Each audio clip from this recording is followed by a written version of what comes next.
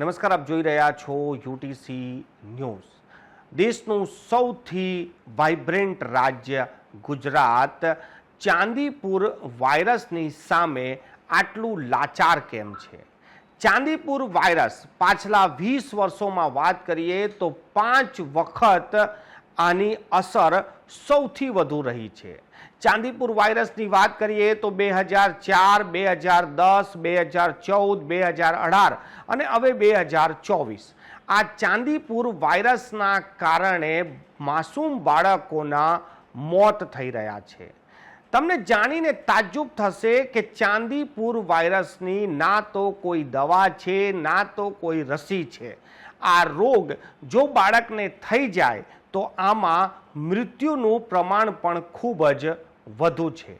ચાંદીપુર વાયરસને લઈને આપણું તંત્ર એલર્ટ કેમ નથી? આપણું તંત્ર ગંભીર કેમ નથી? આ સવાલ પણ હવે લોકો પૂછી રહ્યા છે.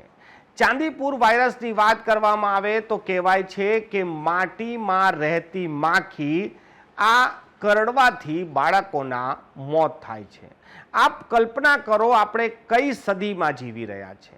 માખી કરડવાથી બાળકનું મોત થાય અને આ રોગમાં આપણી પાસે કોઈ દવા કે વેક્સિન પણ ના હોય તો આપણે કઈ દુનિયામાં જીવી રહ્યા છે? ગુજરાતની જ્યારે વાત કરવામાં આવે તો દેશમાં સૌથી વિકસિત રાજ્ય તરીકે આનું નામ આવે છે. મેડિકલમાં જો વાત કરવામાં આવે તો મેડિકલમાં પણ ગુજરાત સૌથી અપડેટ છે. મેડિકલ સુવિધાઓમાં ગુજરાત સૌથી આગળ છે એવું પણ કહેવાય છે. પરંતુ ચાંદીપુર વાયરસને લઈને તંત્રની જે ઉદાસીનતા છે તે આંખે વળગે છે.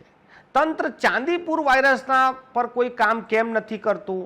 તેને ખબર છે કે ચોમાસાની ઋતુ શરૂ થતાની સાથે જ ભેજવાળું વાતાવરણ થાય ત્યારે માટીના મકાનમાં રહેતા લોકોને આ સીધી અસર થાય છે. ત્યારે આરોગ્ય વિભાગ જે તે સમયે જ કેમ આની પર કોઈ એક્શન પ્લાન નથી બનાવતું? કેમ કોઈ જાગૃતતા અભિયાન નથી ચલાવતા? ચાંદીપુર વાયરસના કારણે આ વખતે પણ જે મોટી સંખ્યામાં બાળકોના મોત થયા છે અને તંત્ર બિલકુલ લાચાર થઈ જાય છે. વડોદરામાં પણ એક બાળકીનું મોત થયું છે. વડોદરાની SSG હોસ્પિટલમાં ગોધરાથી લાવેલી એક બાળકીનું પણ મોત થયું છે. 15થી વધુ બાળકોના મોત માત્ર માખી કરડવાથી થતું હોય તો આ આપણા તંત્ર માટે ખૂબ જ શરમની વાત કહેવાય. પરંતુ આપણે પાછલા 20 વર્ષથી ચાંદીપુર વાયરસ છે એવું તો માનીએ છીએ, પરંતુ તેને લડવા માટે કોઈ ચોક્કસ પ્લાન નથી બનાવતા. આપણે જ્યારે આવા કોઈ વાયરસ આવે છે તો આજે પણ આપણે પૂનાની લેબમાં એને સેમ્પલ મોકલતા હોઈએ છીએ. હાલ પૂરતું ગાંધીનગરમાં લેબ શરૂ કરવામાં આવી છે, પરંતુ 27 દિવસ બાદ કેમ પહેલાથી જ ગાંધીનગરમાં આ પ્રકારની લેબ ના હોય કે તાત્કાલિક જ ખબર પડી જાય કે આ કયો વાયરસ છે? પરંતુ હાલ પાછલા 20 વર્ષમાં જેમ અમે કીધું કે 5 વખત ચાંદીપુર વાયરસના રોગીઓ દેખાયા છે અને આમાં બાળકોના મોત પણ થયા છે. આ એટલી ગંભીર વાયરસ છે કે જો 4 બાળકોને આ થાય તો તેમાંથી 3 બાળકોના મૃત્યુ થાય છે. એટલે મૃત્યુ દર ખૂબ જ વધુ છે.